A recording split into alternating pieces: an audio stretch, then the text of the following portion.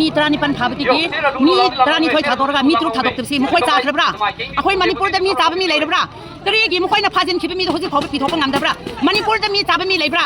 aduna asigumagi akhoi marakta mi chaba mi akhoi marakta hingsa chaba mi leirade adugumba khunsi Manipur da leihanbi yaroi Manipur praja mi am ni yaroi habsi asisu thamjake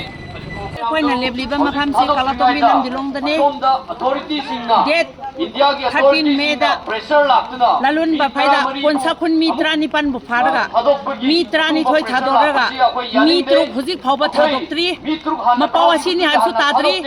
thadoktri ngai da ngasi snap ki da leiriba koki sing mi tramri tramnga da thadokni haina UNC di lothokpasi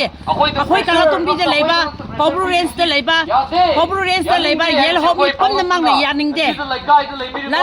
lalun ba phaida ha khibasi khundigi lalun ba phai village digi mi praja mi amna phakhibo houjikphaoba mi cham amma phoba phaba ngamdri ngai da purup chap chana leiba matam sida hojik snap ti da leiba mi bothadokni habisi kalatombi area da leiba yel homi pamna mak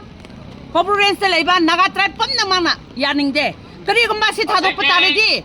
akhoi khondang tangsinge dobsi national highway da total shutdown Hojikti blockade tauraga gari chathariye adobo pom gari pom namak blockade taurani akhoi su lambi thogaiba ngamdaba nate government na akhoi bu yengsin bidade government se aini government se nangni aina taubagi yabagi aingon su leye aduna lambi sidi thingnagni habsi Pobru range ki yel homi pon namak ki suk aina hajari